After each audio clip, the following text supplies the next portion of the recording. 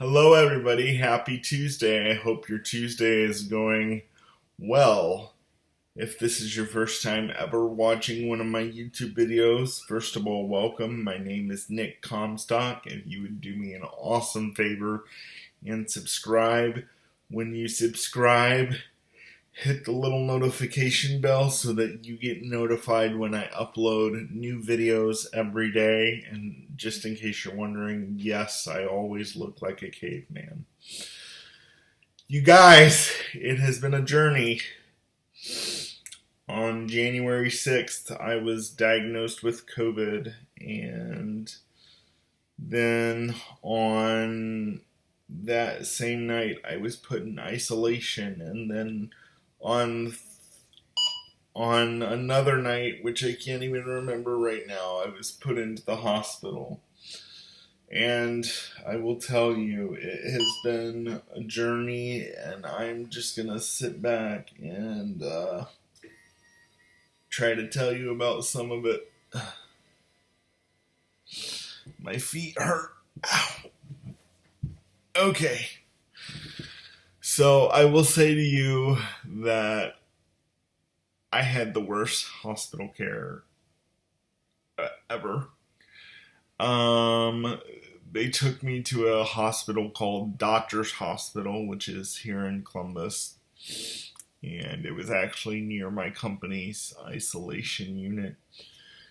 And they took me there when my oxygen was dropping and not stable, and I was on 16 liters of oxygen at one point, and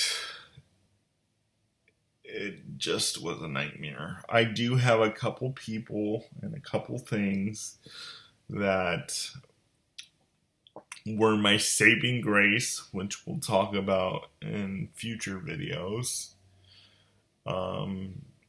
This virus is very real. I have no idea how I got it. I was tested right before Christmas so that I could go home and be with my family. My family was tested. We all tested negative. My parents had already had the virus, and so I have no idea how I got it. Some people on my team like to say it's because I was going to church, and I go to one of the biggest churches in Columbus, Ohio. I love how church is always blamed for everything that goes wrong. It could be because we had over 30 staff out, and my company had to keep sending random staff to my house. I could have gotten it that way. I don't know how I got it. All I know is I got it, and I'm over it. But it's going to take me about a month or two to fully get over it. And what I want to say is the hospital.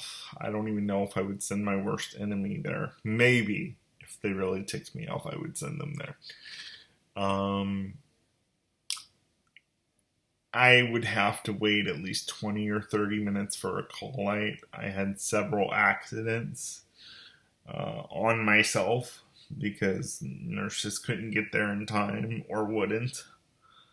I don't know where I was in proximity to the nurses' station. Obviously not close enough. I did have a couple really, really good nurses near the end of my time at the hospital, and I will highlight them individually in other videos. This has given me a refocus on life. Having COVID has taught me not to let anybody else push me around and to really advocate for myself more than ever before. For those of you that are still dealing with COVID, if you know somebody that is in the hospital dealing with COVID, send them this video, and let me just tell you, you will get through it. I know it may seem like hell, but you will get through it.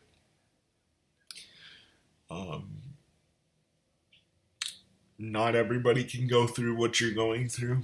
Only you can go through what you're going through. And this will not last forever. Um, one, some other things I'd learned while I was in the midst of some of the worst hospital care is that family is everything. Um, and if you have issues with your family, get that squared away, because at the end of the day, they're going to be the ones that have your back.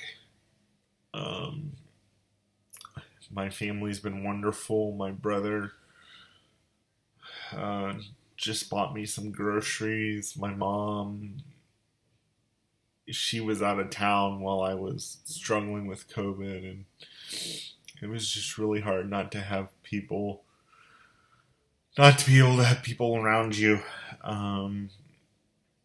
What I've noticed through my time in the hospital is that some hospitals don't need to be in existence, including this one that I was at. And for those of you that actually do your job at the hospital and you do it well, thank you.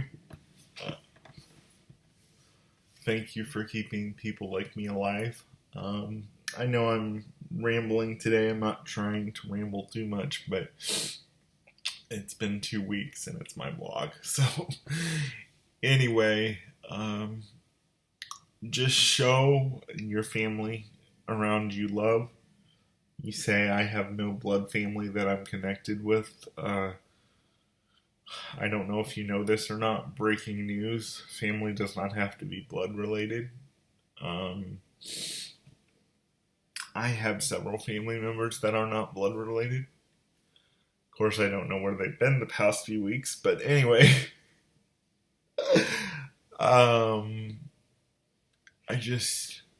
Life is just precious. And that's one thing that I've learned and that I'm learning.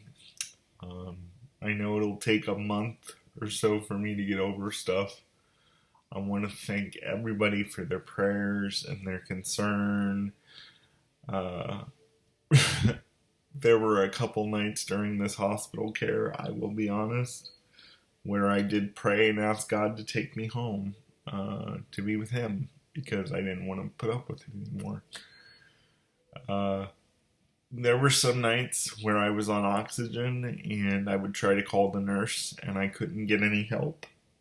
So I would try to call the hospital on the phone on my cell phone, and for some reason Siri wanted to call emergency services. Which, hey, if that got nurses to the door, I'm fine with that. But yeah, I was on Remdesivir in the hospital. They had me on zinc and vitamin C and Pepsid and just all kinds of stuff. They put you on a blood thinner when you're in the hospital, COVID or not, because they don't want you to get blood clots. So I was on Lovenox, getting my stomach poked every day.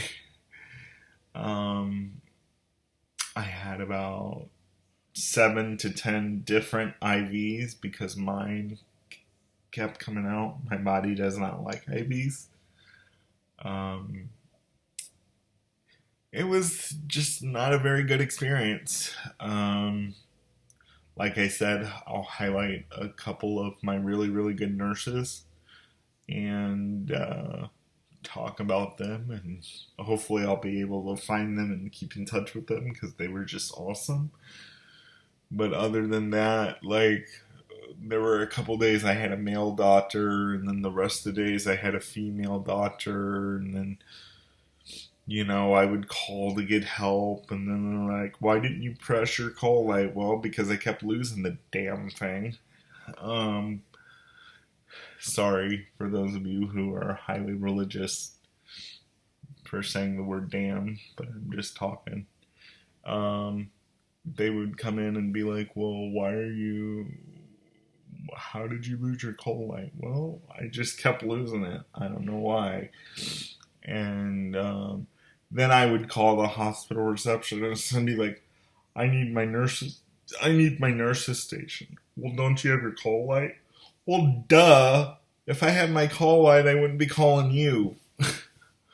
Moron. Anyway, the hospital food was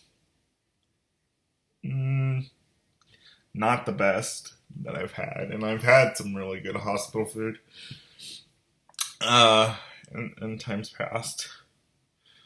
There were a couple worthy highlights for hospital food, like the banana pudding was amazing, absolutely amazing, and their simple chicken and cheese quesadilla got me through the seventh inning stretch.